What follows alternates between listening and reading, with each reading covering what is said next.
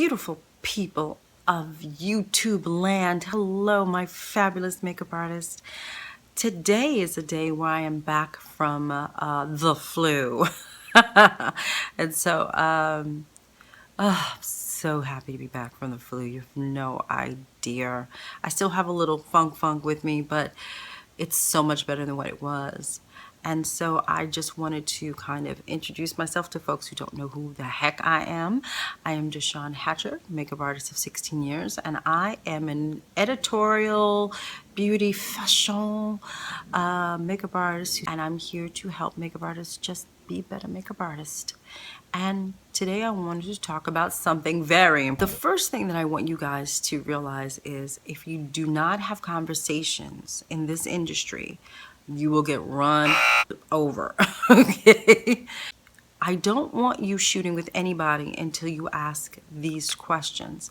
And the first question is, hey, when am I gonna get my photos back after the shoot is over?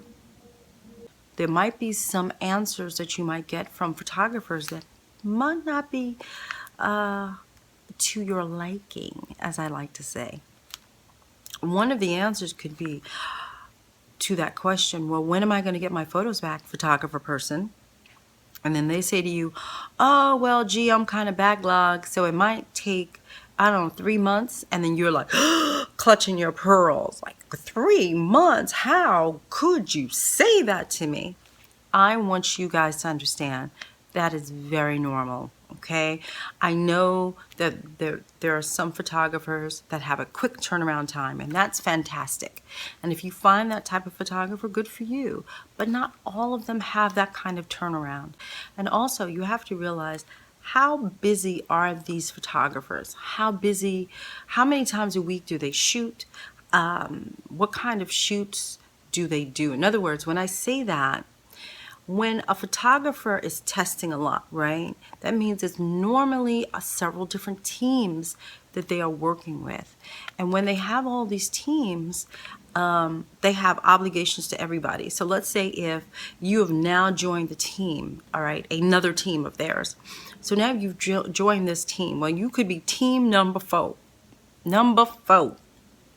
And if you're team number 4, what will happen is that 1, 2, and 3 get priority over you. And so what will happen is it's going to take them time to get the pictures to you. And these are the things that you need to realize. And so if a photographer really does say, wow, gee, you know, it's going to take me about, I don't know, 1 to 3 months, that is not crazy. That is not unheard of. Get your foot off of their neck, because that is just the way it is. I want you to understand, whether it be just you and the model or you and model and hair, everybody from that test needs their pictures, and everybody from that test need their own pictures. So in other words, I can't use the same pictures, let's say, as the nail tech is using or as a fashion stylist might be using. We all have our own individual pictures that we need. So what does that mean for the photographer? Well, it means that photographer has to retouch everybody's images, and that can take time. Not every photographer is Speedy Gonzalez when it comes to photoshopping. There are just some photographers that are just a lot slower at it than others. And so I really want you guys to understand this. And the thing that I want you to really understand is, when this happens, I don't want you to be mad. Be ready. This is what I'm telling you. I want you to be ready. And you know what else I want you to do? I want you to move on. In other words, you get a photographer, and you keep going after different photographers. You got one, you might have to wait several months, but you can still use a photographer to your advantage. And the advantage would be, hey, you know, I just worked with you on this thing. Do you mind if you could give me a reference? I'm just trying to, you know, I'm trying to do more testing, you know, while I wait for you to finish my pictures. Do you think you can give me a reference for the next photographer? Because that might make it easier for you to find another testing photographer. So all of these things take time. Your book, your website, all these things will not be built off of one photo shoot. And so you need to understand that going further, because you guys get really upset about it, and I did too. I'm not, yo, I'm in the boat with you people. I used to get real pissy too. I can't lie and be like, what? But now I understand that this is a process not just for us, but it's a process for them as well. And if we kind of take our foot off of their necks, they could breathe a little better, and I'm pretty sure they might actually just appreciate you just a little bit more than that person that is screaming down their necks about where's my picture, where's my picture, where's my picture. The question, how many photos do I get? Well, depends on the photographer. Some photographers will give you 2, 3, or 4. That's normally the norm, 2, 3, or 4. Okay, 2, 3, or 4. Remember, I didn't say 4. I didn't say 2 to 4. I said 2, 3, or 4. Normally, that is how many you should look to get. Like I said, again, if you have a conversation in the beginning, you will know that the person gives out 2, 3, or 4. Okay? Will they be retouching the images, or do they send them out? If they send them out, it might take a little longer. This is why I say give them at least 3 months for them to get back your images, right? Because if you don't give them a good allotted time, a lot of times there's a lot of photographers that send out their work. A lot of photographers, you'd be amazed, do not like retouching, do not like it at all.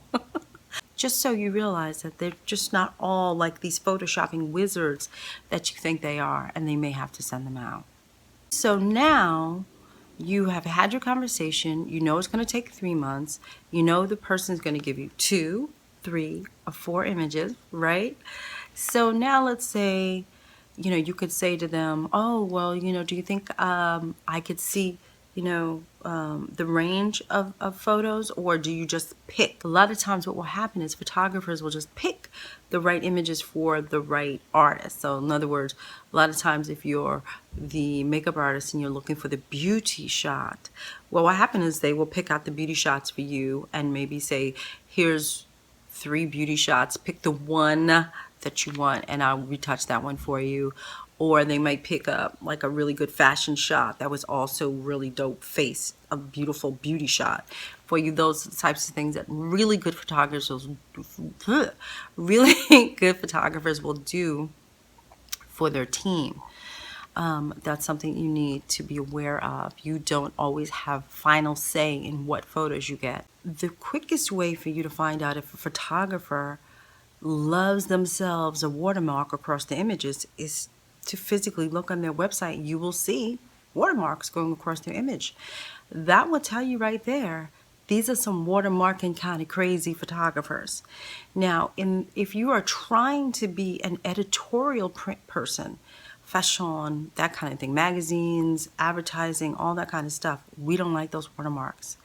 And so that is just something that you need to be aware of going forward. That's not professional to have watermarks going across your images.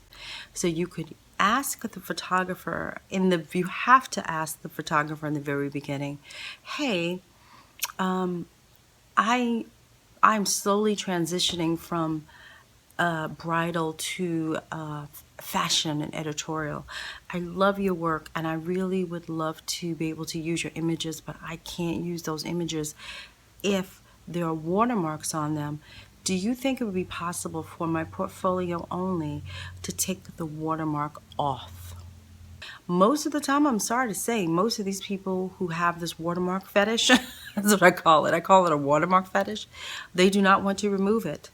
They feel like in this day and age of everybody running around and using images and, and the thievery and all these things that are happening with their work, they feel more secure with a watermark on it. That means for you, my darlings, that it's time for you to move on.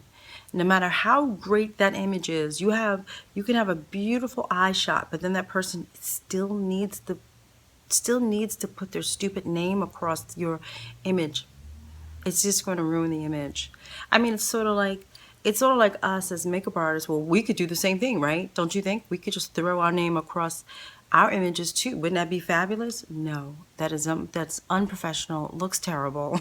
Guess what? We all have to turn down somebody during our lifetime. I've had to turn down some celebrities. I've had to turn down photographers. I've had to turn down a lot of stuff, okay? Because I knew deep down, it's not going to be good for me. It's not going to be good for my portfolio. It's not going to be good for anything that I'm trying to do at this moment. And I had to say, wow, gee, damn, no. And sometimes you do too. So don't be so clingy to this photographer who is obsessed with their watermarks, because quite frankly, you can't use them anyway. So it's best that you move on and learn not to accept this type of professionalism, let's say, from a photographer, because it's not going to help you in the end. So my beautiful people, that is my spiel. Next week, I will be back, not sick, and just I'm not going to be sick. Well, I hope not. I'm not going to be sick, and I will be back with yet another video for you fabulous, fabulous makeup artists. Bye, guys.